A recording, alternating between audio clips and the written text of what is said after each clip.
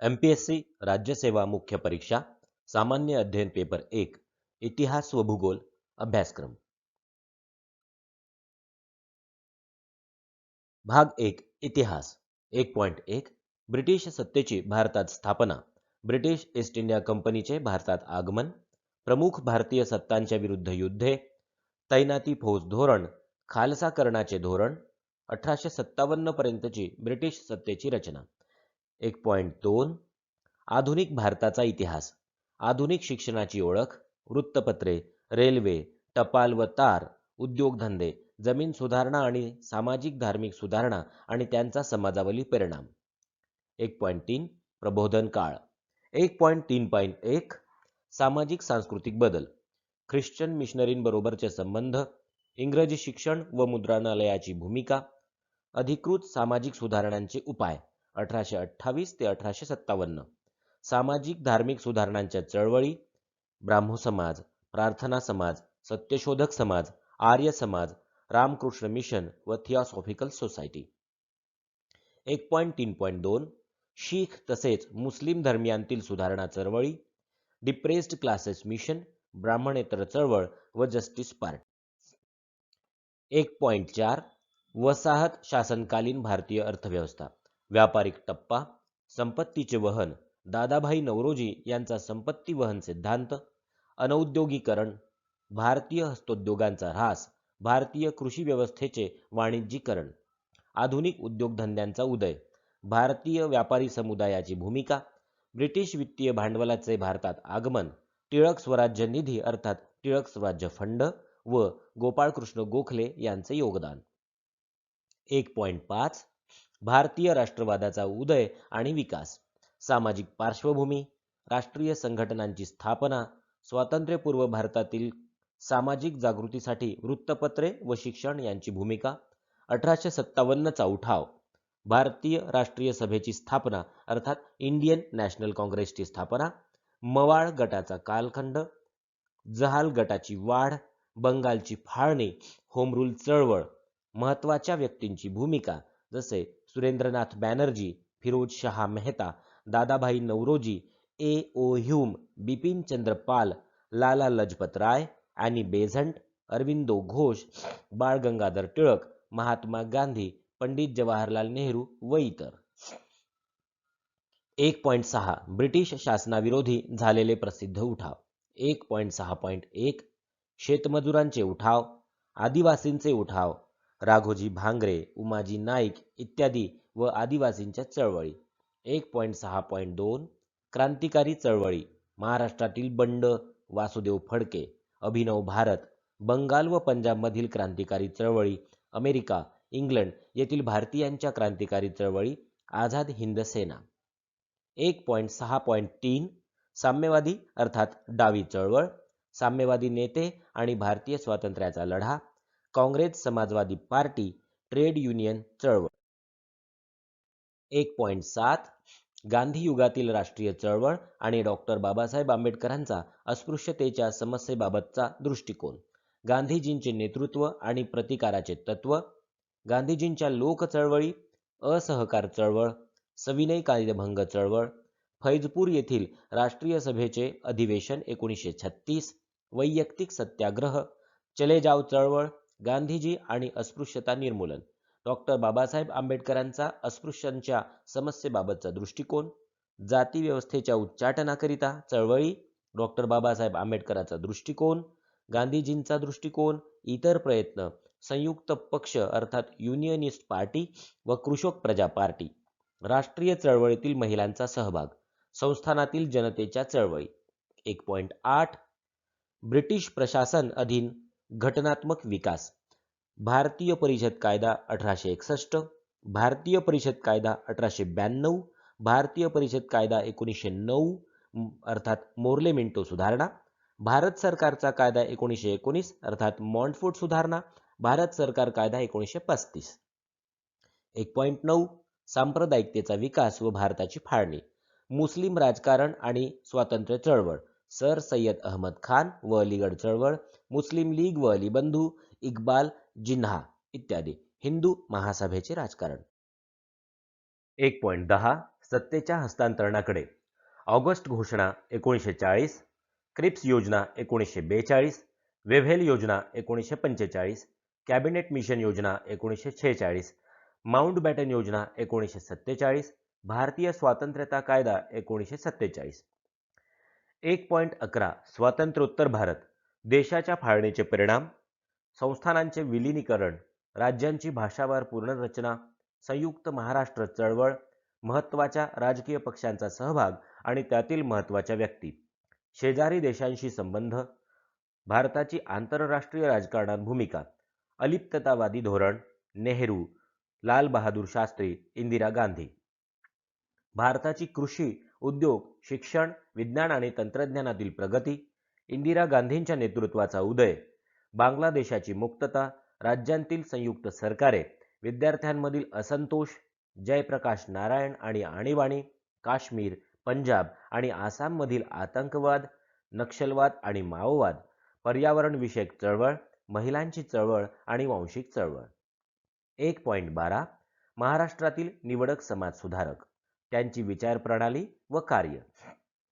गोपाळ गणेश आगरकर, महात्मा फुले, न्यायमूर्ती म. गो. रानडे, प्रबोधनकार ठाकरे, महर्षी कर्वे, राजर्षी शाहू महाराज, महर्षी विठ्ठलरामजी शिंदे, डॉक्टर बाबासाहेब आंबेडकर, लोकमान्य टिळक, सार्वजनिक काका अर्थात गणेश वासुदेव जोशी, पंडिता रमाबाई, दादोबा पांडुरंग तरखडकर, डॉक्टर पंजाबराव देशमुख, लोकहितवादी गोपाळ हरी देशमुख, न्यायमूर्ती का. तेलंग, डॉक्टर भाऊदाजी लाड, आचार्य बाळशास्त्री जांभेकर, जगन्नाथ शंकर शेठ, गोपाळकृष्ण गोखले, काळकर्ते शिवराम महादेव परांजपे, विष्णुशास्त्री चिपळूणकर, धोंडो केशव कर्वे, र.धो. कर्वे, विनोबा भावे, विनायक दामोदर सावरकर, अण्णाभाऊ साठे, क्रांतीवीर नाना पाटील, लहुजी साळवे, कर्मवीर भाऊराव पाटील, विष्णुबुवा ब्रह्मचारी, सेनापती बापट, राष्ट्रसंत तुकडोजी महाराज, बाबा आमटे आणि संत गाडगे बाबा. 1.13 महाराष्ट्राचा सांस्कृतिक वारसा. प्राचीन ते आधुनिक. कान्हेरी, एलिफंटा, अजिंठा, वेरूळ येथील लेणी, लोणार सरोवर, महाराष्ट्रातील किल्ले इत्यादी. प्रायोगिक कला अर्थात नृत्य, नाटक, चित्रपट, संगीत. लोककला अर्थात लावणी, तमाशा, पोवाडा, भारूड व इतर लोकनृत्ये. दृश्यकला, वास्तुरचना, चित्रकला व वास्तुशिल्प. उत्सव. महाराष्ट्राच्या सामाजिक व मानसिक विकासात वाङ्मय व संत वाङ्मयाचा प्रभाव. भक्ती, दलित, नागरी व ग्रामीण वाङ्मय. भाग 2 भूगोल, महाराष्ट्राचा विशेष संदर्भ. 2.1 भूरूपशास्त्र, पृथ्वीचे अंतरंग, रचना आणि घटना, अंतर्गत व बहिर्गत शक्ती, खडक व खनिजे, भूमी स्वरूपांच्या उत्क्रांतीवर परिणाम करणारे घटक, भूरूप चक्र संकल्पना, नदी, हिमनदी, वारा व सागरी लाटांशी संबंधित भूमी स्वरूपे, भारतीय उपखंडाची उत्क्रांती आणि भूरूपशास्त्र, भारताचे प्रमुख प्राकृतिक विभाग, महाराष्ट्र राज्याची प्राकृतिक रचना आणि येथील भूरूपकीय वैशिष्ट्ये, महाराष्ट्रातील नैसर्गिक भूदृश्ये किंवा भूमी स्वरूपे, टेकड्या, कटक, पठारी प्रदेश, कुंभकर्ता अर्थात रांजणखळगे, धबधबे, उष्ण पाण्याचे झरे, पुळण म्हणजेच बीचेस. 2.2 हवामानशास्त्र, वातावरण, संरचना, घटना व विस्तार, हवा व हवामानाची अंगे, सौर ऊर्जा, भूपृष्ठावरील किंवा पृथ्वीपृष्ठावरील उष्णतेचे संतुलन, तापमान, पृथ्वीपृष्ठावरील तापमानाचे ऊर्ध्व व क्षितिज समांतर वितरण, हवेचा दाब, वारे, ग्रहीय व स्थानिक वारे, महाराष्ट्रातील मोसमी वारे अर्थात मान्सून वारे, पर्जन्याचे वितरण, अवर्षण, महापूर व त्यांच्याशी निगडित समस्या. 2.3 मानवी भूगोल, मानवी भूगोलातील विचारधारा, निश्चयवाद किंवा निसर्गवाद, संभववाद किंवा शक्यतावाद, थांबा व पुढे जा निश्चयवाद, विकासासंबंधीची विविध मते किंवा मतप्रणाली, मानवी वसाहत, ग्रामीण व नागरी वसाहत, स्थळ, जागा, प्रकार, आकार, अंतरे व त्यांची रचना, ग्रामीण व नागरी वस्त्यांमधील समस्या, ग्रामीण नागरी झालर किनार क्षेत्र, नागरीकरण, नागरीकरणाची प्रक्रिया, नागरी प्रभाव क्षेत्र, प्रादेशिक विकासातील असंतुलन. 2.4 आर्थिक भूगोल, महाराष्ट्राचा विशेष संदर्भ. आर्थिक व्यवसाय, शेती, महाराष्ट्रातील पिके व पीक प्रारूप, उच्च उत्पन्न देणाऱ्या जाती अर्थात HYV, शेतीची आधुनिक तंत्रे, सेंद्रिय शेती, शाश्वत शेती, कृषी विषयक शासकीय धोरण. मासेमारी किंवा मत्स्य व्यवसाय, भूप्रदेशांतर्गत मासेमारी, अरबी सागरातील मासेमारी, कोळी लोकांच्या समस्या, मत्स्य व्यवसायातील आधुनिकीकरण. खनिजे व ऊर्जा साधने, महाराष्ट्रातील प्रमुख खनिजे व ऊर्जा साधने, खनिज साठे व त्यांचे उत्खनन, महाराष्ट्रातील खाणकाम व्यवसायाच्या समस्या. वाहतूक, वाहतुकीचे प्रकार व महाराष्ट्रातील वाहतूक प्रकारांचा विकास, आर्थिक विकास, आर्थिक विकासाची साधने, शाश्वत विकास, जागतिकीकरण. पर्यटन, पर्यटनाचे प्रकार, सांस्कृतिक वारसा अर्थात लेणी, किल्ले व ऐतिहासिक शिल्पे. ज्ञानाधिष्ठित आर्थिक व्यवसाय, ऋण परमाणू संबंधी व्यवसाय अर्थात इलेक्ट्रॉनिक व्यवसाय, पुणे शहरातील माहिती तंत्रज्ञान केंद्र अर्थात IT पार्क, भारतातील सिलिकॉन व्हॅली माहिती तंत्रज्ञान केंद्र, संगणक व जैव तंत्रज्ञान अर्थात CTBT, भारतातील संशोधन व विकास संस्थेची भूमिका रिसर्च अँड डेव्हलपमेंट. 2.5 लोकसंख्या भूगोल, महाराष्ट्राचा विशेष संदर्भ.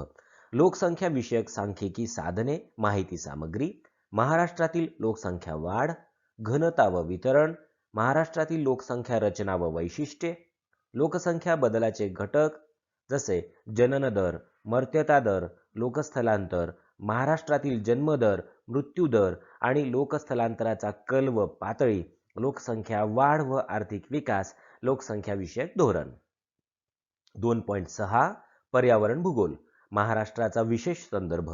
परिसंस्था, घटक, जैविक व अजैविक घटक, ऊर्जा प्रवाह, ऊर्जा मनोरा, पोषण किंवा रासायनिक घटक द्रव्यांचे चक्रीकरण, अन्न साखळी किंवा अन्न शृंखला, अन्न जाळे, पर्यावरणीय ऱ्हास व संधारण, जागतिक पारिस्थितिकीय असंतुलन, जैवविविधतेमधील ऱ्हास, जैवविविधतेच्या ऱ्हासाचे धोके, मानव वन्यजीव संघर्ष, निर्वनीकरण, जागतिक तापमान वाढ, हरितगृह परिणाम, CO, CO2, CH4, CFCs, NO यांची वातावरणातील पातळी, आम्ल पर्जन्य, महाराष्ट्रातील उष्मावृद्धी केंद्र किंवा हीट आयलँड्स, पर्यावरण विषयक कायदे, पर्यावरणावरील आघाताचे मूल्यमापन अर्थात EIA, क्वेट्टो संहिता व वातावरणातील कार्बन क्रेडिट.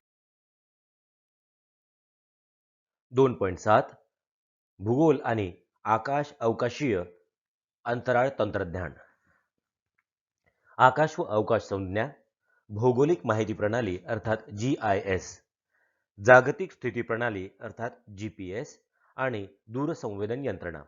देशाचे संरक्षण, बँकिंग आणि आंतरजाळ अर्थात इंटरनेटच्या संदर्भात अवकाश तंत्रज्ञान युग, दूरस्थ संपर्क प्रणाली अर्थात टेलिकम्युनिकेशन, वाहतूक नियोजन, लोहमार्ग, रस्ते मार्ग, सागरी मार्ग व हवाई मार्ग वाहतूक व्यवस्था, आरोग्य आणि शिक्षण, भारतातील मिशन शक्ती, अँटी सॅटेलाइट मिशन, अवकाशीय उपग्रह संपत्ती, अवकाश अर्थात स्पेस संशोधन व विकास तंत्रज्ञानाच्या संदर्भात इस्रो अर्थात ISRO व DRDO यांची भूमिका, अंतराळातील किंवा अवकाशीय कचरा व्यवस्थापन, अवकाशीय शस्त्रास्त्र स्पर्धा आणि त्याबाबतीत प्रतिबंधात्मक उपाय, भारताची भूराजनीतिक स्थिती.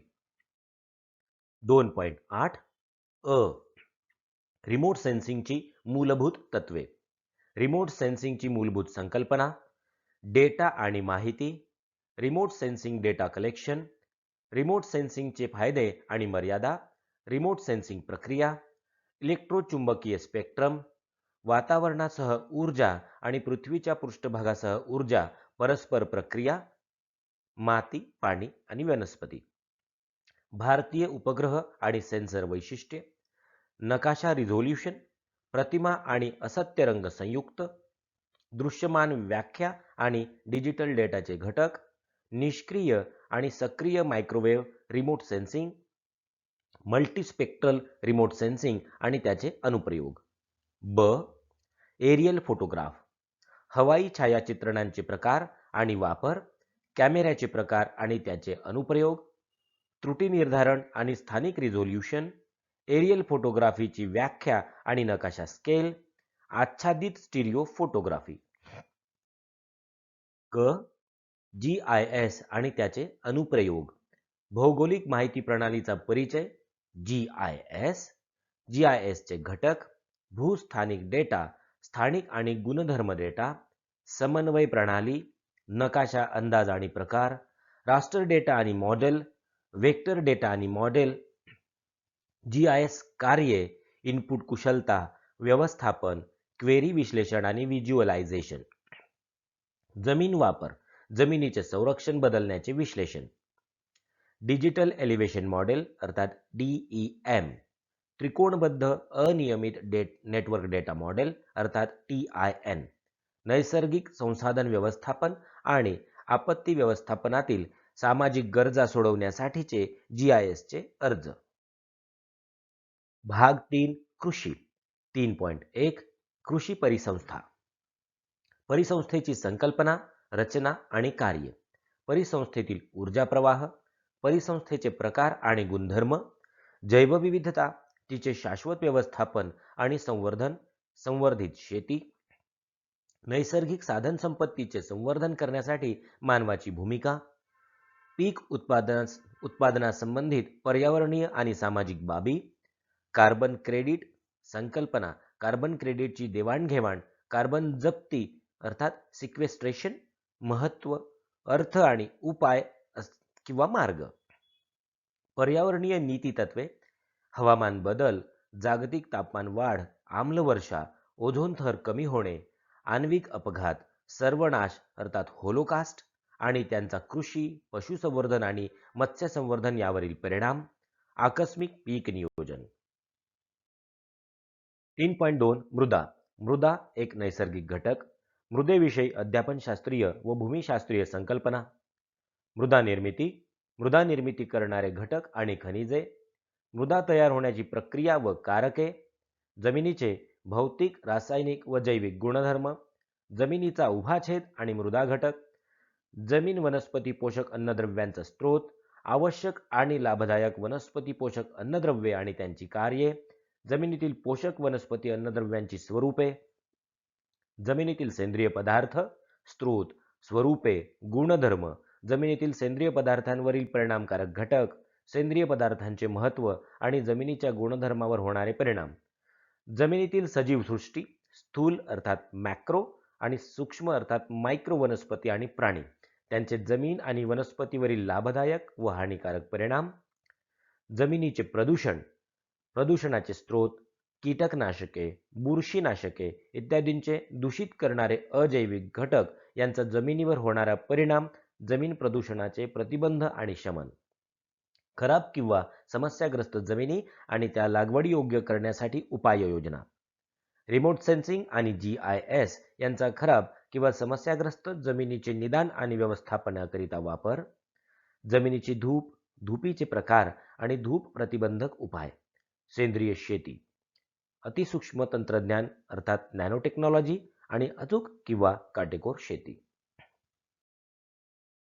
3.3 जल व्यवस्थापन, जलविज्ञान चक्र, पावसावलंबी आणि कोरडवाहू शेती, जलसंधारणाच्या पद्धती, पाण्याचा ताण, दुष्काळ आणि पीक निवारण, पावसाचे पाणी अडवणे आणि साठवणे, पाणलोट क्षेत्राची संकल्पना, उद्दिष्टे, तत्वे, घटक आणि पाणलोट क्षेत्र व्यवस्थापनावर परिणाम करणारी कारके, सिंचनासाठी पाण्याची गुणवत्ता, प्रदूषण आणि औद्योगिक दूषित पाण्याचा परिणाम, पाणथळ जमिनीचे जलनिस्सारण, सिंचनाचे वेळापत्रक ठरविणारे निकष, पाणी वापराची आणि सिंचनाची कार्यक्षमता, नद्यांची आंतरजोडणी अर्थात नद्याजोड प्रकल्प, सिंचन आणि पिकांना लागणारे पाणी, सिंचन पद्धती आणि सिंचनाबरोबर सिंचनाद्वारे खते देणे.